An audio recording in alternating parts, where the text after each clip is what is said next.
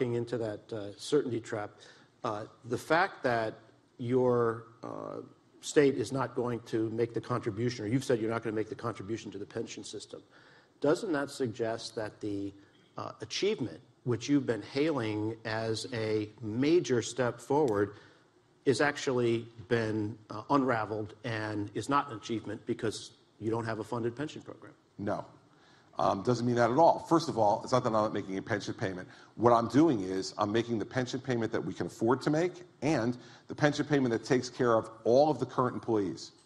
So all current employees who are making an increased pension payment themselves, we're making the payment for all of them. What I can't afford to do this year because of declining revenues is to pay for the sins of my predecessors. Why not increase the revenues? Oh, well, because New Jersey is already the second highest tax state in America.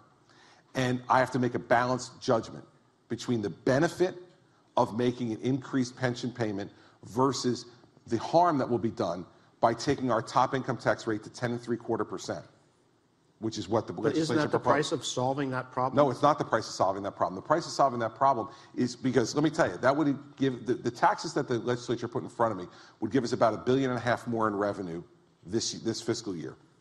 The pension payment ultimately, to be based on the current program, has to go not to $2.25 billion, which is what this payment would be, but to $5 billion. So what tax am I going to raise the next year and the next year and the next year? We can't afford it. The way to solve the problem is to further reform these pensions and make them less costly. And that's what we have to do, and that's what the achievement of the pension reform in 2011 was and continues to be, because our payment for current employees is going down. It's the legacy part that is the problem, and now we've got to figure out a way to fix the legacy part. And that's what I'm running around the state this summer and fall advocating for, and I'm hoping that the legislature will have the courage to do the right thing, because otherwise, let me tell you what's going to happen. We will be Detroit. Let me ask you, though, a style question. You have a reputation, burnished by this appearance, of being straight-talking, blunt, problem solver. But we can also listen to you say the legislature is the one who messed up Tesla, the state economists are the ones who overestimated revenues, the past governors are the ones who created the pension problem. It sounds as if like you're passing off responsibility to others, having run in 2009 and saying, hey, you sit in the big chair, it's on you. It is on me. I'm the one sitting here answering the questions. But aren't you ducking responsibility? No, I'm not ducking responsibility. I'm telling you the truth. You may not like it, but the truth is I didn't sign the law that prevented Tesla from doing it. A previous governor did. The truth is that I didn't dig the hole in the pension system, that I, in fact, have made more payments into the pension system at $2.9 billion than any governor in New Jersey history. And in fact, in the 15 years before I got here, they made about 20% of that amount in terms of payments. That's a fact. That's not ducking responsibility, because I'm the one now trying to solve it. That's taking responsibility. But I don't have an obligation to suck things in that I didn't do.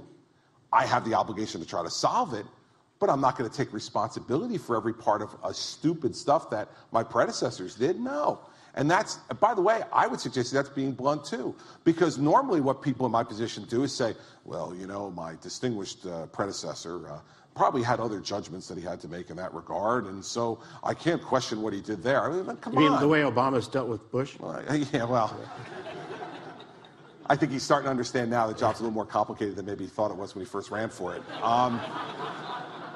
But so I'm completely taking responsibility for being the guy in the chair who's got to try to solve the problems. But two things. That does not mean I'm going to take responsibility for every dumb thing people did before me that helped to create the problem. And secondly, I'm not a dictator as much as I'd love to be. I'm not. And so some of these solutions... I can tell you would love to. I would, you know. And by the way, so would everybody in this room, right? It's like President Bush said one time, you know, dictatorships are not necessarily a bad thing. It depends on who the dictator is. I mean, you know, the fact is you would love to be able to solve your problems by dictating the solutions to the problems. But that's not our system. So I'm not the only one responsible. The legislature has a responsibility in this regard as well to act in a way that's going to help to solve these problems. And part of my job is to attempt to persuade them through the gentle, calm, and kind manner that I have. So that's what we're going to try to do.